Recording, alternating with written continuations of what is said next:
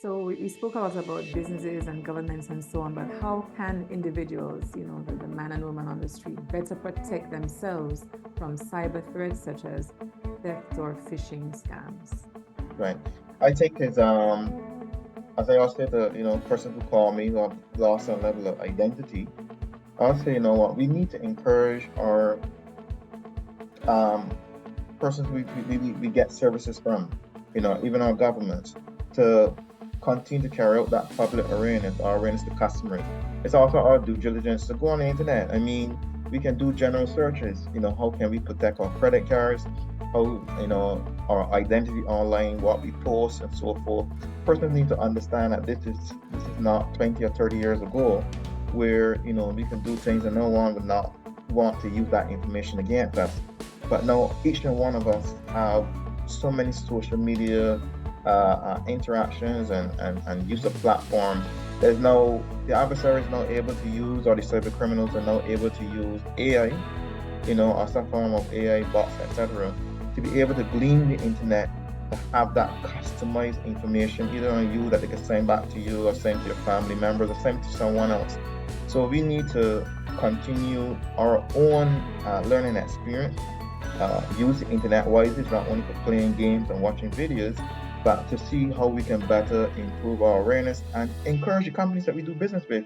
We need to know more about cyber. And when they understand that we as the customers need to know more about how we can protect ourselves and so forth. And not only that, sometimes we can even help the client. We can even help the business to understand they might have a problem before someone exploits it. That's the main thing. Able to discover vulnerabilities before someone exploits it. Yeah.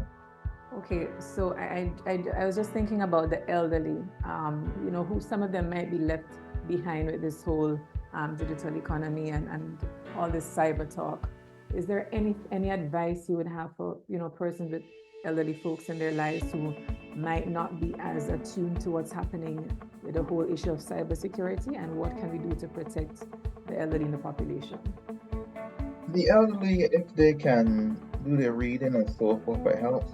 But if you look at my background, I come out of a government, work for a short period of time. And I would say one of the greatest things that I can say thank the Barbados government for, or any other government, is able to understand the need for governance. We have a responsibility to say to those who get service from either within government or not, you need to do more public awareness. There are just some groups that will not be able to. We must be realistic, we must be honest with ourselves. There are going to be some persons that are not going to understand this shit. And we need to hold them hands. We need to hold, and also with younger persons too. It might be some person with a challenge. So we need to have this holding hands of helping persons to understand this type of aspect. In Barbados, we have digital ambassadors and so forth. So we need to find alternative ways. We can't leave people behind, because what's going to happen. It's not only going to cause risk to those persons, but it means it could be possible risk to you. So we have to, again, think the security culture. If our clients or customers or users are aware, it means that we are aware. So you have that feedback loop.